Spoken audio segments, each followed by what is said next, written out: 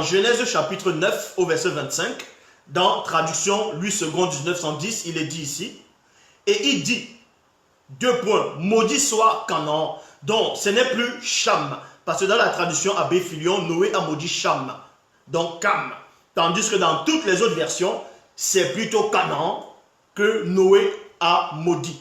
Nous allons aussi voir que même la malédiction sur Canaan n'a pas lieu d'être, ça ne tient pas. Pourquoi?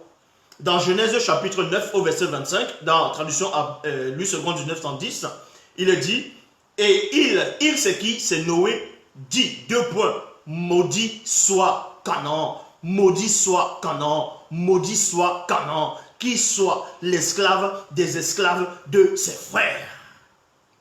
Qui soit l'esclave des esclaves de ses frères. Vous voyez?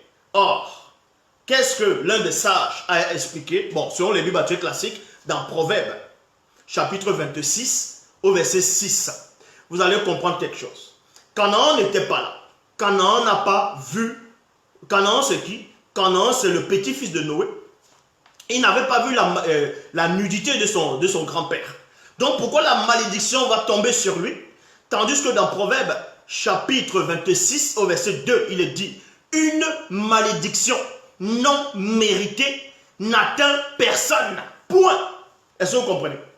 On vous dit ici qu'une malédiction non méritée n'atteint personne. Dans la traduction Samuel KN, il est dit, ainsi est la malédiction non méritée. Elle ne s'accomplit pas.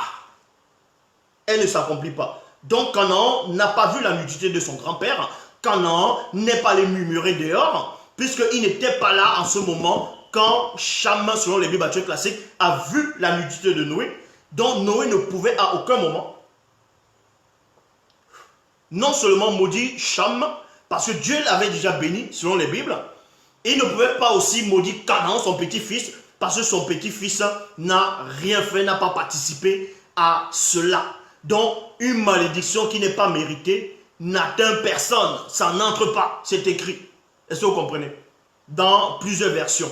Maintenant, une version qui va venir vous dire le contraire, c'est toujours mal traduit.